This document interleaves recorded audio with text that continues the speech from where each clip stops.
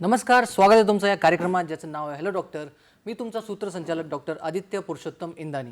तर आज आपण अतिशय महत्त्वाच्या आणि अशा विषयावर चर्चा करणार आहोत ज्याचं प्रमाण आपल्या समाजात वाढत चाललं आहे.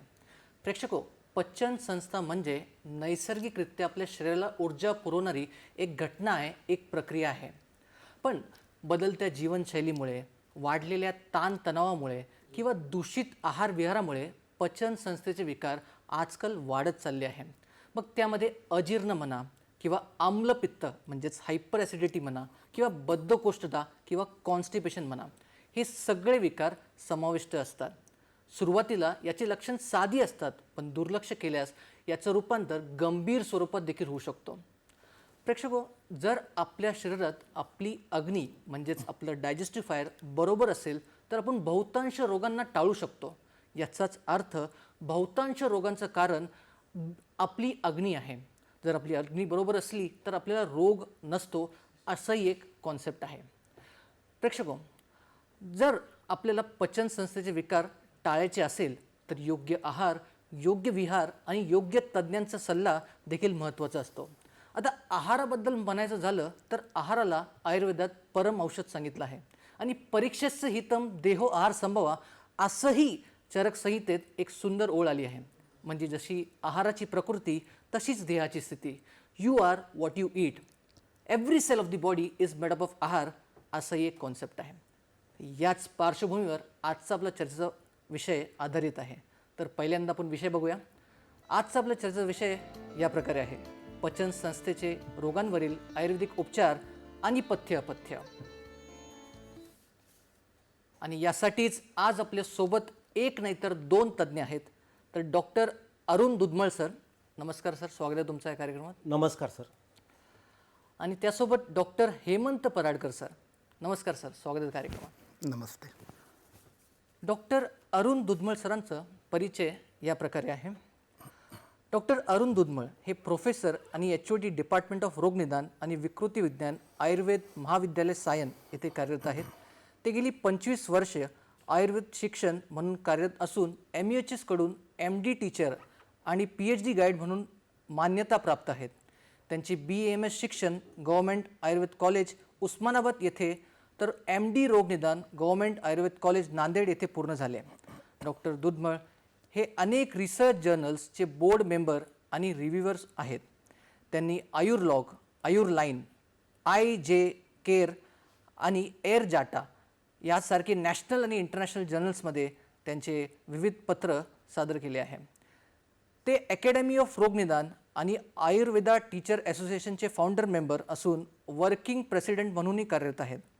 ई-बुक्स आणि ॲप्स क्षेत्रातही त्यांनी नवकल्पना केल्या असून अनेक Ayurveda e-books Google play store आणि गुगल बुक्सवर प्रकाशित आहेत.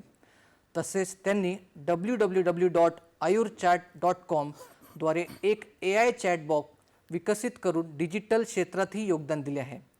MEHS, Gujarat Ayurveda university, BHU यासारखे अनेक नामांकित विद्यापीठांमध्ये ते एक्झामिनर म्हणून कार्यरत आहेत. तसेच मुंबई युनिव्हर्सिटी आणि DY पाटील युनिव्हर्सिटी यासारख्या संस्था त्यांच्या बोस मेंबरशिपने समृद्ध झाले आहेत. तर असे बहुगुणी वैद्य आज आपल्यासोबत आपल्या स्टुडिओमध्ये उपस्थित आहेत. त्यासोबत डॉक्टर हेमंत पराडकर सरांचा परिचय याप्रमाणे आहे. सर हे आयुर्वेद महाविद्यालय शिव मुंबई येथील कायचिकित्सा विभागात सहयोगी प्राध्यापक म्हणून 20 वर्षांहून अधिक काळ कार्यरत आहेत. ते MD आणि PhD मार्गदर्शक असून आयुर्वेदाच्या विद्यार्थी आणि संशोधकांना दिशा देण्याचे कार्य ते सातत्याने करत आहेत. सुमारे 25 वर्षांचा समृद्ध क्लिनिकल अनुभव असलेल्या डॉक्टर पराडकर यांची OPD आयुर्वेद रुग्णालयात मंगळवार, गुरुवार आणि शनिवार सकाळी 9 ते 12 या वेळेत भरते. आयुर्वेदातील आधुनिक दृष्टिकोन, संशोधन आणि उपचार पद्धती यांचा सुंदर संगम त्यांच्या कामात दिसून येतो. त्यांची 50पेक्षा अधिक संशोधन लेख विविध राष्ट्रीय आणि आंतरराष्ट्रीय म्हणजे प्रकाशित झाले आहेत. तसेच आहार आणि आरोग्य, दुग्ध अमृत, स्वास्थ्य दर्शन आणि ट्रेडिशन टू इनोव्हेशन ही पुस्तके त्यांनी लेखनबद्ध करून समाजासमोर आणली आहेत. आरोग्यविषयक जागरूकता, आयुर्वेदीय विचारांची वैज्ञानिक मांडणी आणि रुग्णसेवा यासाठी ओळखले जाणारे डॉक्टर पराडकर आज आपल्यासोबत आपल्या स्टुडिओमध्ये उपस्थित आहे. चला आपण मुख्य कार्यक्रमाला सुरुवात करूया. डॉक्टर पराडकर सर, माझा पहिला प्रश्न तुमच्यासाठी असा आहे, पचन संस्था म्हणजे नेमकं काय, ती का महत्त्वाची आहे, काय सांगाल? पचन संस्था असा जर विचार केला आपण तर पचन संस्थेमध्ये कोणीही सांगेल की मुखापासून गुदापर्यंत ही जी काही रचना आहे ती पचन संस्थेमध्ये येते. पण आयुर्वेदिक दृष्टिकोनातून आपण विचार केला तर आयुर्वेदामध्ये पचन संस्थेचा मूलभूत गाभा जो आहे तो अग्नी आहे. आणि अग्नीची क्रिया ही केवळ आमाशयात नाही तर प्रत्येक धातू आणि प्रत्येक टिश्यू लेव्हलला, सेल्युलर लेव्हलपर्यंत ती होते. आणि त्यामुळे आपण जर सूक्ष्म विचार केला तर आपलं संपूर्ण शरीर ही एक पचन संस्थाच आहे.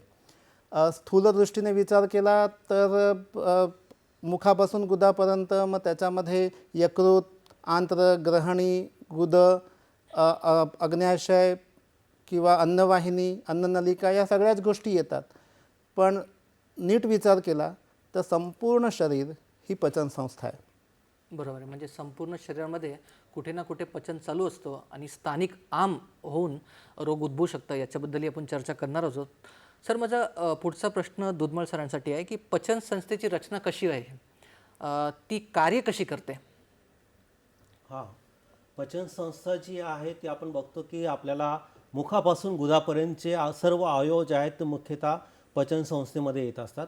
तर मुखापासून जेव्हा आपण अन्न सेवन करत असतो तेव्हा मुखातून घेत असतो, त्यावेळेस तो अन्न जो आहे आपण चावत असतो, त्यावेळेस त्याचा एक बुल्लस फॉर्म होतो.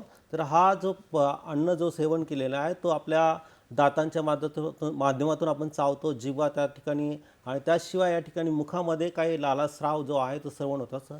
तर यापासूनच पचन क्रियेची जी सुरुवात आहे, अन्नाचं पचन होण्याची क्रिया जी आहे ती सुरू होत असते.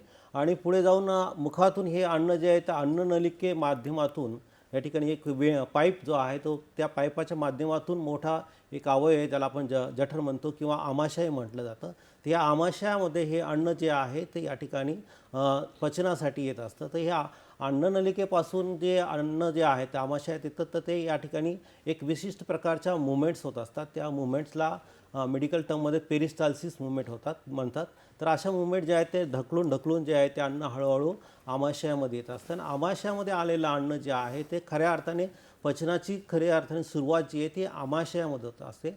आमाशयामध्ये आलेल्या अन्नामध्ये या ठिकाणी गॅस्ट्रिक ज्यूस, जे हायड्रोक्लोरिक ॲसिड म्हणजे तीव्र असे आम्ल गुण असणारे ॲसिड जे आहेत त्यांच्या माध्यमातून ह्या अन्नाचं जे पचनाची प्रक्रिया जी आहे ती सुरुवात होते. या ठिकाणी एक गोळा तयार होतो अन्नाचा आणि ज्याला कायलस म्हटलं जातं. हे अन्न जे आहे ते पुढे आमाशयाच्या खाली परत एक डिओडिनम म्हणून ग्रहणी, ज्याला आयुर्वेदामध्ये म्हटले आहे, अशा अवयवामध्ये येतं की त्या ठिकाणी अन्नाचं जे आहे ते पचनाला सुरुवात होते. त्या ठिकाणी ग्रहणीमध्ये एक आपला यकृत जो आहे, लिव्हर जो आहे, त्याशिवाय अग्न्याशय आहे, अशामधून या दोन्ही अंतस्रावी आणि बहिर्स्रावी अशा ग्रंथी आहेत. या ग्रंथींच्या माध्यमातून स्राव जो आहे तो या अग्न्याशयामध्ये डिओडिनममध्ये येतो. आणि हा डिओडिनममध्ये आलेला अन्न, त्याशिवाय हा स्राव, याचं पचन जे आहे ते डिओडिनममध्ये सुरुवात होते. आणि पुढे चालून जे आहे ते आपण बघितलं असेल तर शरीरामध्ये लघ्वांत्र आहे, बृहदांत्र आहे. तर लघ्वांत्रामध्ये अन्नाचं पचन व्हायला लागतं आणि पुढे बृहदांत्र जे आहे त्याच्या माध्यमातून या ठिकाणी विलया ज्या असतात त्या माध्यमातून अन्नामध्ये जे काही घटक आहेत, कार्बोहायड्रेट असतील, प्रोटीन्स असतील, मिनरल्स असतील, फॅट्स असतील, ह्या सगळ्यांचं परिणमन होऊन म्हणजे शारीरिक पंचभौतिक द्रव्यामध्ये, जसं सरांनी सांगितलं की बाह्य पंचभौतिक घटक जे आहेत ते आपण शरीरात घेतो, त्यांचं शारीरिक पंचभौतिक घटकामध्ये परिणमन करण्याचं किंवा रूपांतरित करण्याचं काम जे आहे ते ह्या अन्नवह स्रोतसाच्या माध्यमातून होत असतं. आणि या ठिकाणी अन्नाचं पूर्ण ॲब्सॉर्प्शन जे आहे, जे ॲब्सॉर्प्शन झालेलं अन्न जे आहे ते पुढे अन्नवह स्रोतसातून पुढे प्रतिहारणी शिरा किंवा पोर्टल व्हेनच्या माध्यमातून रक्तामध्ये मिसळलं जातं आणि ते आपल्याला त्या अन्नाच्या माध्यमातून आहार रस जो आहे, आहार रसापासून रसधातू जो आयुर्वेदामध्ये आद्य रस धातू तो निर्माण होतो आणि त्याच्या माध्यमातून शरीराला पोषण करण्याचं काम किंवा शरीराला पीडन करण्याचं काम जे आहे ते हे अन्न व स्रोत जे आहे ते करत असतं आणि उत्तरोत्तर सर्व धातू जे आहे शरीरातले घटक जे आहेत ते सर्वांचं पोषण या माध्यमातून होत असतं. बरोबर. सर तुम्ही सांगितलं की जे आहाराचं पचन अग्नीमुळे होतं, तर माझा पुढचा प्रश्न हेमंत सरांसाठी असा आहे की अग्नी म्हणजे नेमकं काय, म्हणजे हा काय कॉन्सेप्ट आहे हे आपल्या प्रेक्षकांसाठी तुम्ही सोप्या भाषेत सांगा. अग्नी ही एक खूपच सुंदर संकल्पना आयुर्वेदाने दिलेली आहे. म्हणजे अशी संकल्पना ही दुसऱ्या कुठल्या शास्त्रात कदाचित सापडणारी नाही. आपलं शरीर, व्याधिशास्त्र, उपचारशास्त्र ह्या सगळ्यांच्या केंद्रस्थानी अग्नी येतो. अग्निमूलम बलम पुसाम, बलमूलम ही जीवितम असं सांगितलं आहे. म्हणजे अग्नी हेच खरंच जीवन आहे.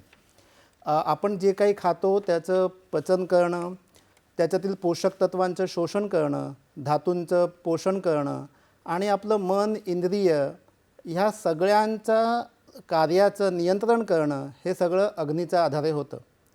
आयुर्वर्णो बलम स्वास्थ्यम, उत्साह उपचय प्रभा, ओजस तेज अग्नेया, प्राणश्चोक्ता देहाग्नी हेतुका असं वर्णन केलं आहे की आपलं आयुष्य, वृद्धापकाळाची गती किंवा ओव्हरऑल आपलं आयुष्मान हे सगळं अग्नीच्या प्राकृततेवर ठरतं. अग्नी योग्य असेल तर धातूंचं पोषण चांगलं होतं. धातूंचं पोषण चांगलं झालं की त्या धातू म्हणजे जे रसादी धातू आयुर्वेदाने सांगितले आहेत, आपण इथे म्हणू की प्रत्येक सेलचं, प्रत्येक टिश्यूचं चांगलं पोषण होतं आणि त्याचं अंतिम जे सार आहे की ओज ज्याला आयुर्वेद म्हणतं, त्याची चांगली निर्मिती होते. ओज म्हणजे काय तर एकदम थोडक्यात सांगायचं तर आपली व्याधी प्रतिकार क्षमता. चांगले धातू निर्माण झाले, चांगलं ओज निर्माण होईल आणि व्याधी प्रतिकार शक्ती चांगली निर्माण होईल. स्वाभाविकपणे चांगली व्याधी प्रतिकार शक्ती आली म्हणजे आपण आपलं स्वास्थ्य चांगलं राहिलं. जर हे व्यवस्थित नाही घडू शकलं तर समजा आपला अग्निप्राकृत नसेल आणि आहार जर व्यवस्थित नाही पचला तर अपाचित आहार रस निर्माण होतो, ज्याला आयुर्वेदामध्ये आम्ही आम म्हणतो. हा आम रस्त्यामध्ये अडथळा निर्माण करतो. त्यामुळे धातूंपर्यंत जी काही रसद पोचली पाहिजे ती त्या अडथळ्यामुळे पोचू शकत नाही. धातू चांगले बनू शकत नाहीत. नाही धातू चांगले बनले की स्वाभाविकपणे ओज चांगलं नाही बनणार आणि मग व्याधी क्षमत्व कमी असणार, व्याधी निर्माण होणार. आयुर्वेद असं म्हणतं की शांते अग्ने म्रियते युक्ते चिरंजीवत अनामया, रोगी स्यात विकृते मूलम अग्नी तस्मात निरुच्यते. अग्नी जर चांगला असेल तर निरामय आयुष्य मिळतं. म्हणजे दीर्घायुष्य नुसतं नसतं, ते निरामय असतं, म्हणजे व्याधी विरहित असतं. तो जर विकृत झाला तर निश्चितपणे व्याधी उत्पन्न होतात आणि त्याचं महत्त्व एवढं जास्त आहे की तो शांत झाला तर मृत्यू येतो, म्हणजे आयुष्य संपतं. त्यामुळे अग्नीला टिकवायला पाहिजे. हा अग्नी पित्ताच्या साहचर्याने राहतो. कोष्ठामध्ये पित्त हे द्रवीभूत आहे. अग्नी म्हटलं की सगळ्यांच्या डोळ्यासमोर आगीचा ज्वाळा वगैरे येतात. वस्तुतः प्रत्यक्षात ते तसं नाही आहे. पित्ताच्या साहचर्याने द्रवरूप अग्नी असतो. द्रवरूप म्हटलं की त्याच्यात आजच्या काळात आपण ज्याला म्हणतो डायजेस्टिव्ह एन्झाईम्स, ॲसिड किंवा मेटाबॉलिक कॅटलिस्ट वगैरे सगळंच त्याच्यात अंतर्भूत होतात. आणि हा जो पित्त आहे याचं कार्य कसं घडतं तर म्हणजे ह्या थोडक्यात अग्नीचं कार्य कसं घडतं की यथास्थाल्याम ओदनायांबू तंडुलम पचेत वन्नीम यथास्थाल्याम ओदनायांबू तंडुलम. म्हणजे आपण तांदूळ नाही खाऊ शकत. आपण तांदूळाचा भात बनवतो, भात शिजवतो. भात शिजवण्यासाठी आपण तांदूळ काही आगीवर नाही टाकत. आपण ते एका पातेल्यात पाणी घेऊन त्याच्यात ते ठेवतो आणि पाण्याच्या उष्णतेने प्रत्येक शीत हे सर्वांगीण पचन होतं आणि त्यामुळे तो भात चांगला शिजतो, फुगतो. अशाच पद्धतीने हा अग्नी आपण जे काही खातो त्याला नियंत्रित उष्णतेने पचवतो. हे नियंत्रण जास्त म्हणजे ही अग्नी जास्त झाला तर तीक्ष्णाग्नी म्हणतो आपण त्याला. अग्नी कमी झाला तर मंदाग्नी म्हणतो. ह्याचं एक नियंत्रण हे ठेवलं गेलं पाहिजे आणि शरीर त्याचं नियंत्रण ठेवतं आणि त्याद्वारेच पचन होतं. आणखीन एक गोष्ट इथे नमूद करू इच्छितो की असा एक सिद्धांत आहे की सर्व सृष्टीतील सर्व द्रव्ये ही पांचभौतिक आहेत. आपलं शरीर पण पांचभौतिक आहे, बाहेरची सर्व द्रव्य पांचभौतिक आहे. मग सजीव आणि निर्जीव याच्यात फरक काय? हा फरक केवळ अग्नीचा आहे. सजीवांमध्ये अग्नी आहे, निर्जीवांमध्ये तो नाही. आपलं शरीर पंचभौतिक आहे आणि हे पंचभौतिक घटक सृष्टीतील महाभूतांकडे सतत पुन्हा जाऊ इच्छितात. त्यामुळे आपल्या शरीरातल्या पेशींचा ऱ्हास होत असतो. मलमूत्राद्वारे हे पंचभौतिक तत्व शरीराच्या बाहेर जात असतात. त्यांना पुन्हा भरून काढण्यासाठी आपण अन्न घेतो. अन्नातल्या पांचभौतिक तत्वांनी आपण शरीरातल्या पांचभौतिक तत्वांचं पोषण करतो. ह्याच्यामध्ये अग्नी येतो. हा अग्नी बाहेरच्या पांचभौतिक तत्वांना शरीराशी म्हणजे जुळणाऱ्या पांचभौतिक तत्वात त्याचं कन्वर्जन करणारा अग्नी हा फोर्स आहे. आणि हे जर व्यवस्थित नाही होऊ शकलं तर ऱ्हास जास्त. आणि हा अग्नी जर पूर्णपणे बंद झाला, संपला, नष्ट झाला तर हे कन्वर्जन होऊच शकणार नाही. आणि म्हणूनच आपण म्हणतो की फायनली शरीर पंचत्वात विलीन होतं. इतकं मोठं अग्नीचं महत्त्व आहे. नक्कीच. म्हणजे अग्नीचा जे उल्लेख आहे ते तुम्ही खूप सुंदर प्रकारे आम्हाला सांगितलं. आणि जर अग्नी बरोबर असेल तर आपण रोगांना नक्कीच टाळू शकतो असंही आपल्याला या भागातून कळालं आहे. आपण ही चर्चा असंच पुढे नेणार आहोत, पण सध्या वेळेला एक छोट्याशा विश्रांतीची. तेव्हा कुठेही जाऊ नका, पाहत राहा तुमचा आवडता कार्यक्रम हॅलो डॉक्टर. विश्रांतीनंतर परत एकदा स्वागत आहे तुमचं या कार्यक्रमात ज्याचं नाव हॅलो डॉक्टर. आणि आज आपण बोलत आहोत डॉक्टर हेमंत पराडकर सर आणि डॉक्टर अरुण दुधमल सरांसोबत. आणि विश्रांतीच्या आधी आपल्याला अग्नीबद्दल कळालं की अग्नीची संकल्पना काय आहे हे पराडकर सरांनी आपल्याला सांगितलं. सर, माझा पुढचा प्रश्न दुधमल सरांसाठी आहे की पचन संस्थेच्या दृष्टीची कारणे नेमकी कुठली असतात, की कुठल्या कारणांमुळे आपली अग्नी किंवा पचन संस्थेचे विकार उद्भवू शकतात, काय सांगाल? हां सर, अतिशय महत्त्वाचा प्रश्न आहे. कारण कुठल्याही विकार जे आहेत त्याला कार्यकारण भाव सिद्धांत जो आहे तो महत्त्वाचा असतो. बिना कारणाचे कोणतेही विकार जे आहेत निर्माण होऊ शकत नाहीत. तर कारणं जी आहेत ती अतिशय महत्त्वाची आहेत. ते आपल्या जे रोजच्या आहार विहारामध्ये जे काही आपण अपथ्य करत असतो त्या माध्यमातून ही अन्न व स्रोतस किंवा पचनसंस्था जी आहे ते विकृत होत असते. खास करून आयुर्वेदाने या अन्न व स्रोतस किंवा महास्रोतस जे म्हटले आहे त्याची कारणं देखील मेन्शन केलेली आहे. त्यामध्ये अतिमात्रस्य अकालस्य अहितस्य भोजनात अन्नवाहिनी दुष्यंती वैगुण्यात पावकस्य असा एक श्लोक आलेला आहे की यामध्ये मुख्यतः दृष्टी जी आहे ती अधिक प्रमाणात भोजन केल्यामुळे किंवा अवेळी अन्न सेवन केल्यामुळे किंवा अहितकर आहार विहार जो आहे त्याचं सेवन केल्यामुळे असू शकते. किंवा मुख्यतः जसं अग्नीची संकल्पना पराडकर सरांनी समजून सांगितली, तर ह्या अग्नीची दृष्टी जर झाली तर अन्न व स्रोतस जे आहे ते किंवा हे पचनसंस्था जी आहे ती मुख्यतः विकृत होत असते. तर वेगवेगळे कारणं जर आपण या ठिकाणी एनलिस्ट केली तर मोठ्या प्रमाणात कारणं जी आहे ती अन्न व स्रोतसामध्ये दृष्टीची बघायला मिळतात. त्यामध्ये अजीर्णाशन, आपण जेव्हा भोजन करत असतो त्यावेळेस ते पचलेलं आहे की नाही याची काळजी घेत नाही. बऱ्याच वेळेस कोणी आग्रह करतं आणि त्यावेळेस आपण परत जेवतो. म्हणून अजीर्णाशन जे आहे ते आपलं अन्न जे आहे ते पूर्ण पचलेलं व्यवस्थित आहे की नाही, आपल्या शरीरामध्ये लागवता निर्माण झालेली आहे किंवा नाही, असे जे काही लक्षणं आहेत जीर्ण आहाराची ती न बघता आपण जर वारंवार परत आहार सेवन केला तर त्यामुळे अन्न व स्रोतस जे आहे ते दुष्ट होऊ शकतं. त्याशिवाय अत्यशन अधिक प्रमाणात आपण जर एकाच वेळेस खूप मोठ्या प्रमाणात आता हल्ली जर टी व्ही किंवा मोबाईल बघत राहतो आणि आपण सारखं खात राहतो किंवा कुणी कुठे जेवणासाठी आग्रह कुठे गेलं लग्नामध्ये वगैरे, तर असे जास्त प्रमाणात आहार जो आहे तो सेवन केला जातो. तर अत्याधिक प्रमाणात आहार सेवन केला तरी ते अग्निदुष्ट करणार आहे, त्याच्यामुळे देखील होतं. त्याशिवाय विषमासन ही एक संकल्पना आहे की ज्यामुळे की आपण कालाचा विचार न करता जेवण करतो. अकाली भोजन करणे किंवा बहुस्तम कालम विषमासनम का, तर या पद्धतीने अन्नाचं सेवन केलं जातं. किंवा अधिक प्रमाणात पाणी पिणे, पाणी पिण्याचे जसे नियम आहेत, कमी प्रमाणात अल्प प्रमाणात पाणी प्यायला पाहिजे. भोजनाच्या नंतर पाणी पिलं तरी देखील त्रास आहे किंवा भोजनाच्या अगोदर जरी अधिक प्रमाणात पाणी पिलं तरी देखील ते अहितकर सांगितलेलं आहे. त्यामुळं पाण्याचं प्रमाण आणि पाणी पिण्याच्या वेळा ज्या आहेत त्या निश्चित आपल्या असल्या पाहिजे. त्याशिवाय विरुद्धासन संकल्पना जी आहे ती आजच्या काळात आपण फार महत्त्वाची आहे. कारण वेगवेगळ्या प्रकारचे संयोग जे आहेत ते किंवा थंड पाणी, थंड पदार्थ, उष्ण पदार्थ एकत्र खाणे किंवा दूध केळी खाणे किंवा मासे दूध खाणे, असे वेगवेगळे पदार्थ जे आहेत त्यांचे जे आहेत संस्कार वगैरे जे आहेत ते आपण योग्य पद्धतीने बघत नाही किंवा आपल्याला त्याची माहिती नसते. असे विरुद्ध आहार सेवन केल्याने वेगवेगळे अन्न व स्रोतस किंवा रक्तदृष्टीचे देखील विकार, कुष्ठसारखे विकार जे आहेत ते निर्माण होत असतात. त्याशिवाय अल्प प्रमाणात जर आहार खाल्ला तर अग्नीला जेवढा आहार पाहिजे तेवढा जर खाल्ला नाही तरी देखील अग्नीची दृष्टी होते. त्याला प्रमितासन म्हणले आहे. किंवा उपाशी जर राहिलं तर देखील आपल्या अन्न व स्रोतसाची दृष्टी होते. त्याशिवाय समशन असा एक प्रकार आहे की पथ्यकर असणारे आणि अपथ्यकर असणारे पदार्थ दोन्ही आपण जर एकत्र केले तर ते देखील आपल्याला घातक शरीराला होऊ शकतात.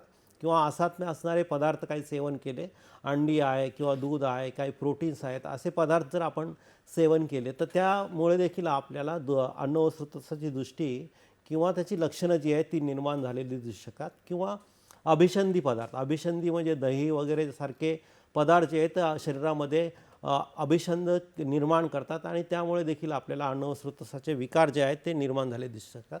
याशिवाय परिष्कृत आहार, दुष्ट आहार किंवा अस्वच्छ असणारा आहार सेवन करणे हे देखील, कारण अन्न व स्रोतस जे आहे ते फिको ओरल ट्रान्समिशनमध्ये महत्त्वाचा भाग येतं. फिको ओरल ट्रान्समिशन म्हणजे या ठिकाणी आपण वॉटरबॉर्न डिसीजेस किंवा असे काही विकार जे आहेत ते अन्न सेवन केल्यामुळे किंवा दूषित पाणी सेवन केल्यामुळे उत्पन्न होतात. ते हे सर्व अन्न व स्रोतसाच्या माध्यमातून होऊ शकतात. याशिवाय विहाराकडे देखील आपण महत्त्वाचं लक्ष दिलं पाहिजे की वेगवेगळ्या प्रकारचे विहार, जसं की अतिप्रमाणात रात्री जागरण करणे किंवा टी व्ही बघणे किंवा मोबाईल बघणे किंवा असे काही आहेत की ज्याच्यामुळे आपण अतिप्रमाणात जागरण करतो. त्यामुळे देखील आपल्या शरीरातला पित्त वाढून त्या ठिकाणी अग्नीची दृष्टी जी आहे दिसून येते. त्याशिवाय भोजन केल्यानंतर आपल्या अन्नाचं पचनासाठी आपल्याला विश्रांती द्यायला पाहिजे.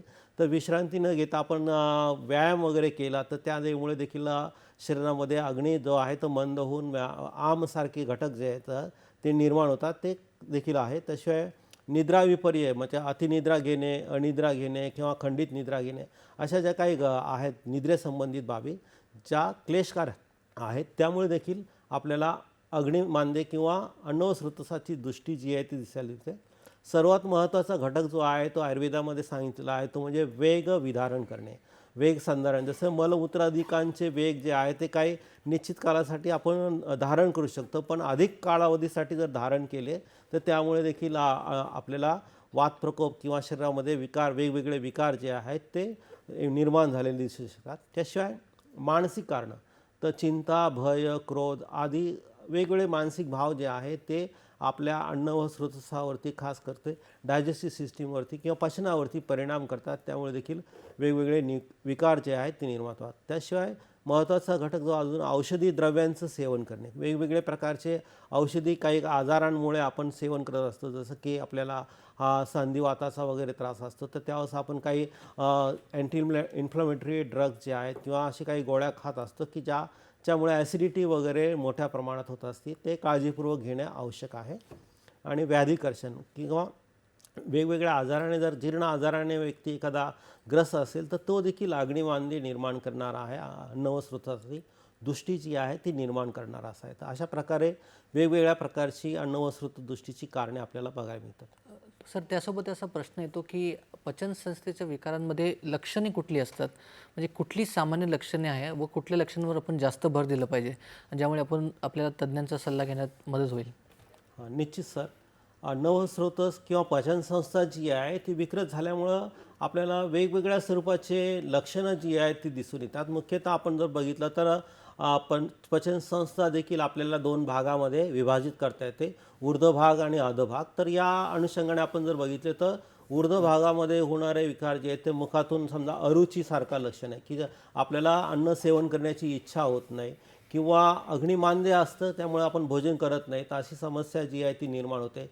किंवा अग्निमांद्य आहे, अन्न सेवन करण्याची इच्छा नसतानाही अन्न सेवन केलं तर त्यामुळे ते अन्नाचं परिणमन किंवा पाचन जे आहे ते निर्माण होत नाही, अविपाक निर्माण होतो. त्याशिवाय लाळासाव किंवा मळमळ होणे यासारखे किंवा उलटी होणे यासारखे किंवा ढेकर येणे यासारखे विकार किंवा जळजळ होणे, अम्लोद्गार निर्माण होणे यासारखे विकार किंवा पोटामध्ये जळजळ, उरोविदाह यासारखे लक्षणं जी आहेत किंवा पोटामध्ये दुखणे, उदरशूल ज्याला म्हणतो, असे लक्षणं जी आहेत किंवा आदमान, आणाह, विबंध, मलप्रवृत्ती जी आहे ते द्रव स्वरूपात होते किंवा पिच्छिल स्वरूपात होते असे, किंवा क्रमींचा प्रादुर्भाव होणे किंवा अतिसार, याशिवाय अंगगौरव किंवा सार्वत्रिक ज्वर वगैरे सारखी लक्षणं जी आहेत ती निर्माण झालेली दिसून येतात.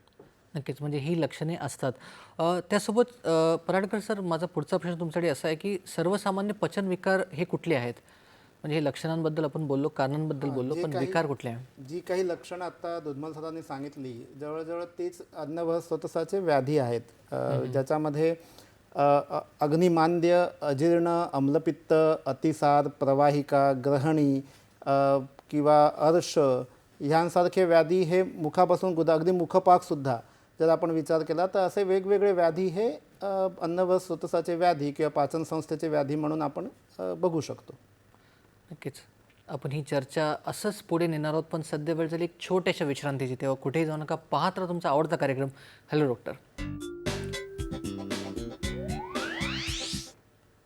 विश्रांतीनंतर परत एकदा स्वागत आहे तुमचं या कार्यक्रमात, ज्याचं नाव हॅलो डॉक्टर. आणि आज आपण बोलत आहोत पचन संस्थेच्या विकारांबद्दल. विश्रांतीच्या आधी आपल्याला अग्नी काय असतं, आम काय असतं, त्यासोबत बरेचसे पचन संस्थेचे फिजिओलॉजिकल पार्ट म्हणजेच क्रियाशरीरवाला जे भाग आहे ते आपल्याला कळालं. सर, माझा पुढचा प्रश्न दुधमल सर तुमच्यासाठी असा आहे की आम्लपित्त, ज्याला सामान्य भाषेत आपण हायपर ॲसिडिटी बोलतो, तर त्याची आयुर्वेदिक संकल्पना काय आहे? अम्लपित्त हा व्याधी आयुर्वेदामध्ये अतिशय महत्त्वाचा असं सांगितलेला आहे.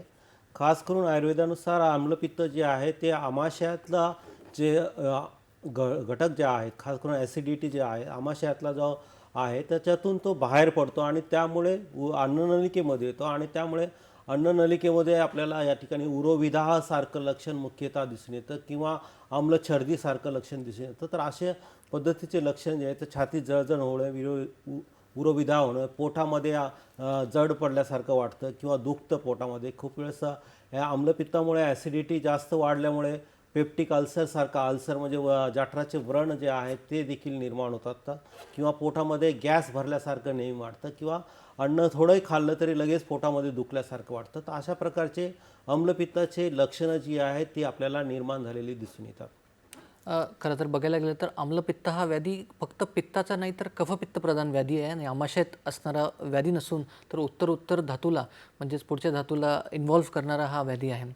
तर त्याची चिकित्सा पण म्हणजे त्याचा उपचार पण त्या पद्धतीने करावा लागतो. तर पराडकर सर, माझा प्रश्न तुमच्याकडे असा आहे की आम्लपित्त म्हणजे हायपर ॲसिडिटीची आयुर्वेदिक ट्रीटमेंट किंवा आपण उपचार काय सांगाल? अम्लपित्त हा व्याधी कित्येकदा फक्त घशाशी आंबट येतं आहे किंवा उलटीसारखं वाटतं आहे किंवा जळजळ होते आहे, ह्या आधारे अम्लपित्त नामकरण करून मोकळं व्हावं लागतं, पण वस्तुस्थिती तशी नाही आहे. अम्लपित्ताचा अगदी आपण ग्रंथोक्त विचार केला तर अम्लगुणात रिक्तम पित्तम अम्लपित्तम अशी त्याची व्याख्या आहे. म्हणजे पित्ताचा आंबटपणा वाढलेला असतो.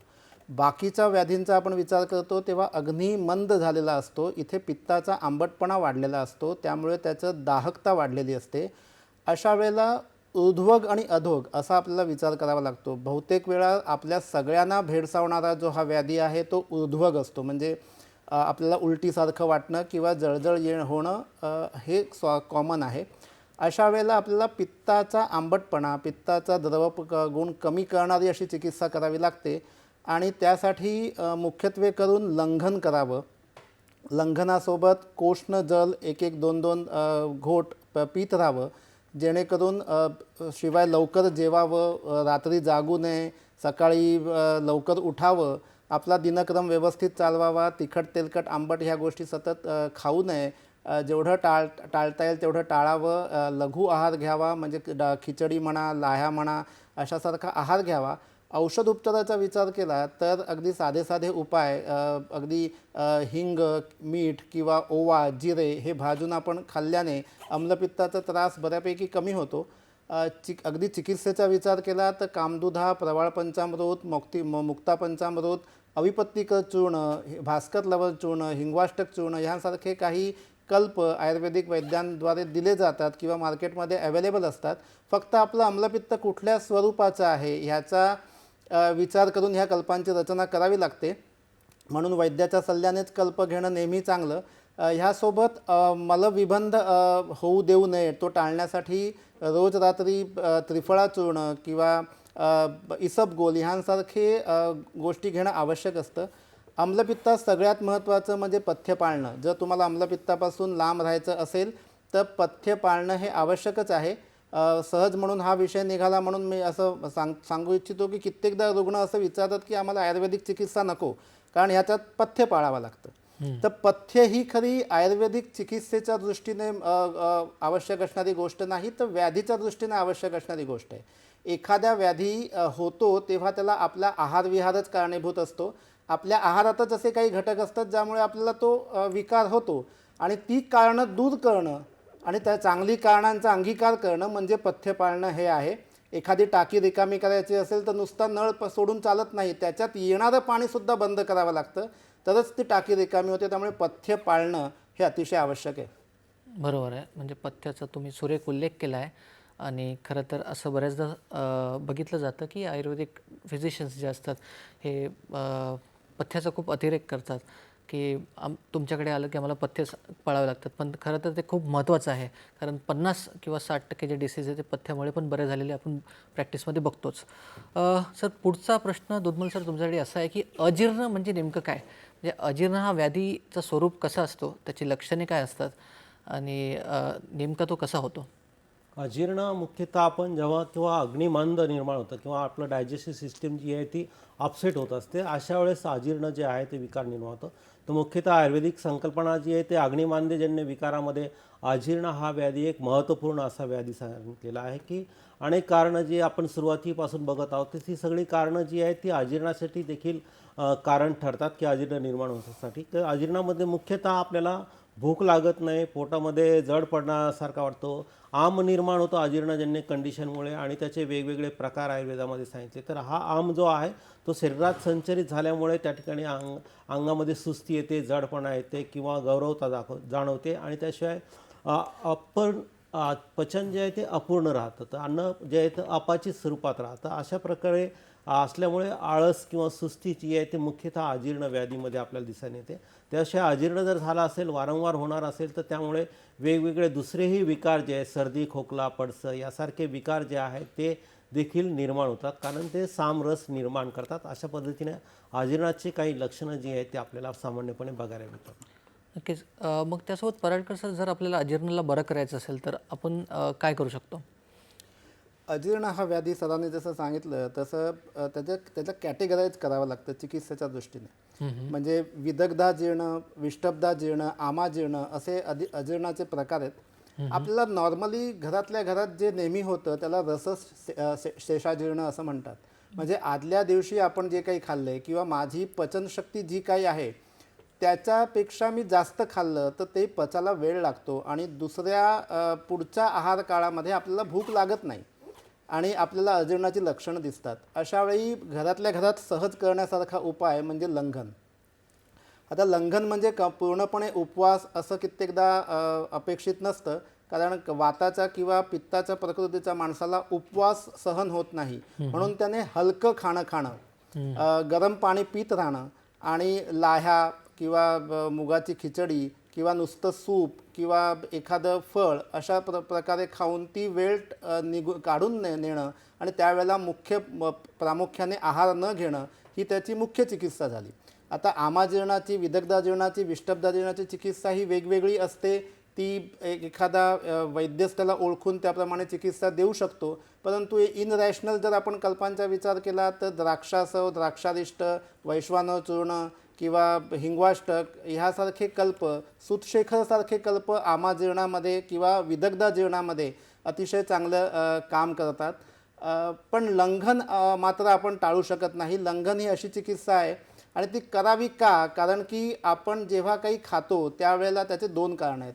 आपला अग्नी जेव्हा मंद असतो म्हणजे तो पचनशील नसतो, तेवढं खाल्लेलं आहे तेवढं पचनाला लायक नसतो, त्यावेळेला चांगला आहार रस तयार होत नाही, पण तो शरीरामध्ये फेकला जातो. पण शेवटी त्या आहार रसावर शरीरातल्या प्रत्येक पेशींचं पोषण अवलंबून असतं. ह्या पेशी ते पोषक घटक घेऊच शकत नाही, कारण त्यांच्या योग्यतेचे ते नसतातच. अशावेळी तो आहार रस पुन्हा कोष्ठाकडे येतो, पोटाकडे येतो की त्याचं पुन्हा पचन व्हावं. अशा वेळेला आपल्याला पोट रिकामं ठेवणं आवश्यक आहे आणि म्हणूनच लंघन आवश्यक आहे. दुसरी गोष्ट, अग्नी जेव्हा आपण शेकोटी पेटवतो किंवा होम करतो तेव्हा एकदम काय आपण सगळ्याचा सगळा भारा त्याच्यात टाकून नाही देत. आपण एक एक समिधा टाकतो, थोडं तूप टाकतो आणि असं करून तो अग्नी वाढवत नेतो. ह्या पद्धतीने लंघन करायचं आणि लंघन झाल्यानंतर हळूहळू हलका हलका आहार थोडा थोडा वाढवत आपण तो आहार वाढवायचा हे आवश्यक आहे. बरोबर. आपण अशाच काही आजारांबद्दल सरांकडून माहिती घेणार आहोत, पण सध्या वेळ छोट्याशा विश्रांतीची. तेव्हा कुठेही जाऊ नका, पाहत राहा तुमचा आवडता कार्यक्रम हॅलो डॉक्टर.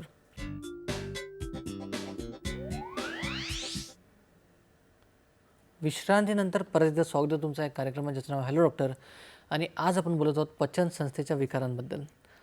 दुर्बल सर, माझा पुढचा प्रश्न तुमच्यासाठी असा आहे की अतिसार म्हणजे ज्याला आपण सामान्य भाषेत डायरिया म्हणतो, डिसेंट्री म्हणतो, त्याची आयुर्वेदिक संकल्पना काय काय सांगाल? आयुर्वेदामध्ये अतिसार व्याधी हा एक महत्त्वपूर्ण असा व्याधी अन्न व स्रोतसाच्या दृष्टिकोनातून सांगितलेला आहे. खास करून याची व्याख्या करताना गुदेन बहुद्रव सरणम अतिसारम काय सांगितले की गुदमार्गातून म्हणजे गुदमार्गाच्या वाटेतून ज्या ठिकाणी बहुद्रव मतलब अधिक प्रमाणात जल जे आहे निस्सरण होतं की ज्यामध्ये अन्नाचं जे पचन झाल्यानंतर मल जो आहे तो प्रमाणात निर्माण व्हायला पाहिजे, तसं नव्हतं. या ठिकाणी अन्नातून रिॲब्सॉर्प्शन जे आहे जलाचं जे आहे उदक धातूचं जे आहे ते व्हायला पाहिजे ते होत नाही. आणि त्यामुळे काय होतं की उदका धातू किंवा धातू जो आहे जल जो आहे तो अधिक प्रमाणात मलाच्या वाटे बाहेर पडतो आणि द्रवमल प्रवृत्ती पाण्यासारखी मलप्रवृत्ती जी आहे ती अतिसार व्याधीमध्ये मुख्यतः निर्माण होते. आणि यामुळे आपल्या शरीरामध्ये जे आहे ते पोषण जे आहे ते जल अंश जो आहे तो नाश झाल्यामुळे आपल्याला अधिक प्रमाणात थकवा जाणवतो, हृदयाची गती वाढलेली असते, नाडीची गती वाढते, त्याशिवाय स्वेटिंग म्हणजे हे जास्त प्रमाणात मूर्छा वगैरे सारखी लक्षणं जी आहेत ती देखील निर्माण होऊ शकतात. तर पोटामध्ये मुरडा येणे हे यामध्ये मुख्य लक्षण आपल्याला दिसतं. तर वारंवार मुरडा येऊन दस्त किंवा जुलाब जे आहेत ते निर्माण झालेले दिसून येतात आणि त्यामुळे तहान जास्त प्रमाणात लागते. जास्त प्रमाणात डिहायड्रेशन झाल्यामुळे तहान देखील आपल्याला अधिक प्रमाणात लागलेली दिसून येते. तर असे अतिसार व्याधीची लक्षणं जी आहेत ते मुख्यतः निर्माण झालेली दिसून येतात. नक्कीच. तर त्यासोबत अतिसार व्याधीची चिकित्सा काय, म्हणजे उपचार पद्धती काय असतात? पराडकर संत. अतिसार या व्याधीमध्ये एक तर नक्की आहे की मोठ्या प्रमाणात जल आणि मल शरीराचा बाहेर फेकला जात असतो. चिकित्सेच्या दृष्टीने विचार करताना ह्याचे वातज पित्तज कफज अशा पद्धतीने विचार वैद्याला करावा लागतो. पण एक सिद्धांत म्हणून मी लोकांना सांगू इच्छितो की आम अतिसार आणि पक्वातिसार असा विचार प्राधान्याने करावा लागतो. आणि बहुतेकांची अशी एक धारणा असते की लोकांना जॉबला जायचं असतं, लूज मोशन्स तर सगळ्यांनाच होतात आणि त्यांना दुसऱ्या दिवशी जॉबला जायचंच असतं. त्यामुळे अशी एक भावना दिसते की अशी कुठली तरी गोळी खावी जेणेकरून पटकन आपले लूज मोशन्स थांबतील. पण इथेच सगळी मेख आहे की आमातिसार हा जो काही प्रकार जो प्राधान्याने ज्याला फूड पॉयझनिंग आपण म्हणतो की ज्याच्यामध्ये पुरीशम भृश दुर्गंधीम पिच्छिलम आमसोद अशा प्रकारचं ते असतं की चिकट आणि भृश दुर्गंधित आणि पाण्यात बुडणारी अशा प्रकारची मलप्रवृत्ती असेल तर आपण त्याला आमातिसार असं म्हणतो. आणि ग्रंथकार असं सांगतात की नतु संग्रहणम दद्यात पूर्वम आमातिसारिणाम, म्हणजे आमातिसारमध्ये शरीर आपल्याला अनावश्यक घटक किंवा विषारी घटक स्वतःहून बाहेर फेकत असतं. अशा वेळेला त्याला ताबडतोब थांबवणं हे चुकीचं आहे. त्यामुळे अशी कुठलीही गोळी जी अतिसार थांबवेल अशी स्वतःहून कोणी घेऊ नये. भले एक दिवस जाईल, 2 दिवस जातील, पण ते जर अडवलं गेलं तर त्याने होणारे व्याधी जास्त भयानक आहेत. म्हणजे अगदी आधमान, अग्निमांद्य, अजीर्णापासून ते रुद्ध शूल म्हणजे छातीत दुखणं इथपर्यंत व्याधी निर्माण होऊ शकतात, कारण आपण ते जे विषारी द्रव्य बाहेर जाते ते अडवलं. आता पक्वातिसार असेल किंवा वातज अतिसार असेल तर त्याच्यामध्ये चिकित्सा म्हणून एक ढोबळमानाने सांगायचं झालं तर कुटज घनवटी, कुटजारिष्ट, कुटज परपटी किंवा अन्य परपटी कल्प, त्याच्यात सुवर्ण परपटी, रसपरपटी ह्यासारखे कल्प आहेत. किंवा अतिसारामध्ये सुद्धा कित्येकदा कफज अतिसारासारखे व्याधी असतात ज्याच्यात कफ हा चिकटून असतो. लोकांना मोशनला होतं, शौचाला जावं लागतं, पण निघत काही नाही, खूप कमी कमी निघतं. अशा वेळेला स्तंभनापेक्षा अनुलोमन चिकित्सा जास्त फायदेशीर ठरते, जिथे हिंगवाष्टक चूर्ण देता येऊ शकतं किंवा वैश्वानर चूर्ण देता येऊ शकतं. आणि कफाचं निस्सरण होणं, काढून टाकणं हे त्यावेळेला गरजेचं असतं. त्यामुळे अतिसाराला फक्त जुलाब ह्या दुर्बिणीतून न बघता त्याच्या मागे का, शरीर असं का वागतं आहे ह्याचा शोध घेणं आवश्यक आहे, आणि तो शोध लागला की त्याची योग्य चिकित्सा होऊ शकेल. बरोबर आहे सर. अतिसारसोबत त्याच्या आधी आपण थोडं जाऊया तर ग्रहणी नावाचा एक व्याधी असतो ज्यामध्ये मुहूर्बद्धम मुहूर्द्रव म्हणजे असं एक मुख्य लक्षण असतं. तर त्याची नेमकी संकल्पना काय आहे? दुधमल सर, तुमच्यासाठी हा प्रश्न आहे. आयुर्वेदामध्ये ग्रहणी व्याधी जो आहे तो अन्नवस्रोतसामध्ये असणारा मुख्य असा व्याधी सांगितलेला आहे. ग्रहण्या रोग हा ग्रहणी रोग अशी व्याख्या केली की ग्रहणी जो अवयव आपण सुरुवातीला बघितलं की आमाशयानंतर जो अवयव स्टार्ट होतो आणि स्मॉल इंटेस्टाईनच्या मध्ये जो आहे ते डिओडिनम ज्याला म्हणतात, तर आमाशय आणि पक्वाशय याच्या मध्यस्थ ग्रहणी जो अवयव आयुर्वेदामध्ये सांगितलेला आहे. आणि ग्रहणी हे अग्नीचं अधिष्ठान सांगितलं. ग्रहणीमध्ये अग्नी जो आहे तो अधिष्ठित असतो. म्हणजे ज्या आपण बघितलं की यकृतामधून येणारा आणि आग्नेयाशयामधून येणारा स्राव जो आहे, दोन्ही स्राव जे आहे ते या ग्रहणी स्थानामध्ये येतात. या ठिकाणी स्रावांचं जे आहे ते अन्नासोबत मिश्रीभाव होतं आणि अन्नाचं परिणमन जे आहे ते योग्य पद्धतीने होतं. जेव्हा ग्रहणी ह्या अवयवाची दृष्टी होते त्यावेळेस त्या ठिकाणी ग्रहणी रोग त्याला म्हटलेलं आहे. आणि अशा वेळेस वेगवेगळे लक्षणं जी आहेत ती ग्रहणी विकाराची दिसून येतात. तर यामध्ये मुख्यतः आपल्याला जास्त प्रमाणात तहान लागणे किंवा शरीर सुस्त वाढणे, जे अपचनाचे विकार लक्षणं जी आहेत ती त्या ठिकाणी दिसून येतात. त्याशिवाय अन्न जे आहे त्याचं पचन जे आहे ते मंदावलेलं दिसून येतं, त्यामुळे भूक लागत नाही. आणि अशा वेळेस त्या ठिकाणी कधी द्रव मलप्रवृत्ती होते, कधी घट्ट मलप्रवृत्ती होते किंवा भसरट स्वरूपाची मलप्रवृत्ती निर्माण होते. असे ग्रहणीचे जे लक्षणं जी आहेत ती आपल्याला मुख्यतः दिसून येत असतात. तर यामध्ये प्राधान्याने आपल्याला लक्षणांचा विचार केला तर मलावरती परिणाम झालेला दिसून येतात. पचन जे आहे त्याचं प्रॉडक्ट, एंड प्रॉडक्ट जे आहे मल आहे त्याच्यावरती आपल्याला परिणाम झालेला दिसून येतो. आणि त्यामुळे या ठिकाणी मलाचं परिणामन योग्य न झाल्यामुळे बहुद्रव सरणम किंवा घट्ट सरणम कधी पण वेगवेगळ्या स्वरूपाची मलप्रवृत्ती जी आहे ते दिसून येते आपल्याला या ठिकाणी. अशा पद्धतीचे वर्णन जे आहे ते ग्रहणी व्याधीचं आपल्याला आयुर्वेदात केलेलं दिसतं. त्यासोबत सर बऱ्याचदा असं असतं की IBS नावाचा एक आजार आहे, इरिटेबल बाउल सिंड्रोम, ज्यामध्ये पण मलप्रवृत्ती बरोबर होत नाही. तर ते पण ग्रहणीसारखंच असतं का? हां, नक्कीच आपण थोडासा विचार केला. IBS जो विकार आहे तो मोठ्या प्रमाणात आपल्याला बरेच आजच्या आधुनिक जीवनशैलीमध्ये IBSचं प्रमाण जे आहे ते आपल्याला जास्त प्रमाणात बघायला मिळतं. अन्नवस्रोतसामध्ये विचार केला तर हाही व्याधी मोठ्या प्रमाणात दिसून येतो. आणि खास करून हा व्याधी जेव्हा होतो किंवा सायकोलॉजिकल इम्पॅक्ट जो आहे तो यामध्ये आपल्याला दिसून येतो. याला गट ब्रेन ॲक्सिस किंवा फंक्शनल डिसऑर्डर असं देखील म्हटलेलं आहे की मुख्यतः सायकोलॉजी जी आहे ती त्या ठिकाणी बिघडलेली असते किंवा डेव्हलप होते की त्या ठिकाणी आपल्याला असा काही आजार आहे अशी संवेदना जी आहे ती वारंवार होते. आणि त्यामुळे मलप्रवृत्तीला वारंवार जावं लागणे किंवा अचानक मलप्रवृत्ती जास्त होते किंवा कधी कॉन्स्टिपेशन निर्माण होतं. अशा स्वरूपाची IBSची लक्षणं जी आहेत ती निर्माण होत असतात. तर ही सर्व लक्षणं जर आपण विचार केला तर मुख्यतः या ठिकाणी अग्निमाच्या संदर्भात असणारी आहेत. आणि यामध्ये ही जी लक्षणं आहेत ती आपल्याला आयुर्वेदाच्या दृष्टिकोनातून बघितलं तर साधर्म्य जे आहे ते ग्रहणी व्याधीशी आपल्याला निश्चितपणे या ठिकाणी करता येतं. बरोबर सर. मग पराडकर सर, ग्रहणी आणि IBSची उपचार पद्धती काय आहे? म्हणजे आपण याला कसं बघतो?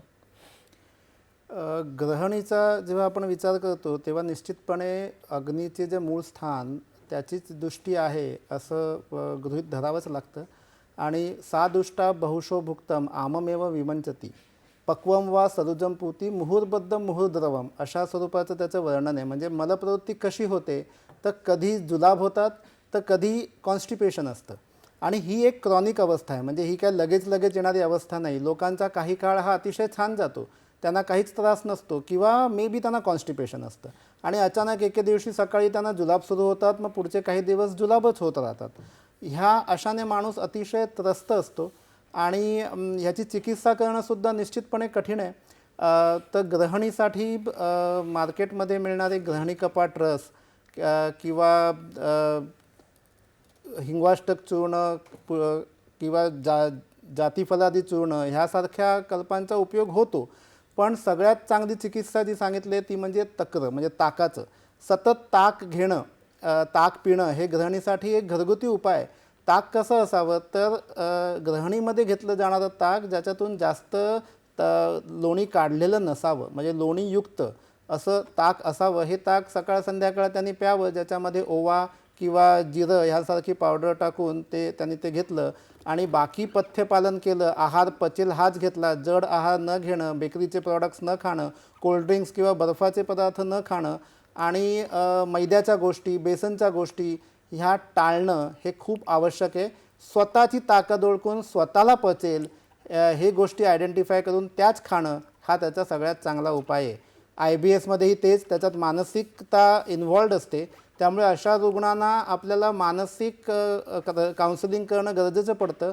आयुर्वेदिक दृष्टिकोनातून ब्राह्मी, शंखपुष्पी, जटामासी यांसारखे काही कल्प त्यात ॲड केले, चूर्ण ॲड केली तर त्याचीही चिकित्सा घडते. बरोबर आहे सर. मग आपण शेवटकडे आलो आहोत. तर जाता जाता आपल्या प्रेक्षकांसाठी संक्षिप्तमध्ये काय संदेश असेल? दुधमल सरांकडून सुरू करूया. हां, निश्चित आपण आहार जो आहे त्याच्यावर आपलं कॉन्सन्ट्रेशन अधिक महत्त्वाचं आहे. कारण अन्न व स्रोतसाचे जे काही विकार जे आहेत ते मुख्यतः आपण जो अन्न सेवन करत असतो, आहार जो सेवन करत असतो त्याच्यामुळेच होत असतात. म्हणून आपण नेहमीच एक सूत्र लक्षात ठेवायला पाहिजे की सम्यक आहार, सम्यक विहार, सम्यक व्यायाम आणि सम्यक निद्रा. तर आपलं जे आहे ते आहाराचं ज्या बाबतीत आपण वेळेवर जेवण करायला पाहिजे.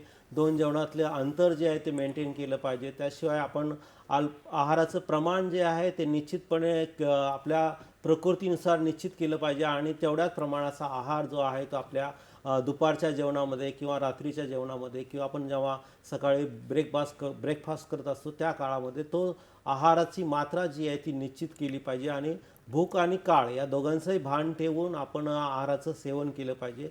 त्याशिवाय आहार सेवन करताना षड्रसात्मक आहार जो आहे, मधुर, आम्ल, लवण, तिक्त, कटू असे घटक जे आहे ते रस जे आहे ते प्रधान आहार जो आहे तो सेवन केला पाहिजे. ते अशा पाणी पिताना देखील आपण पाण्याचं प्रमाण जे आहे ते योग्य प्रमाणात ठेवलं पाहिजे.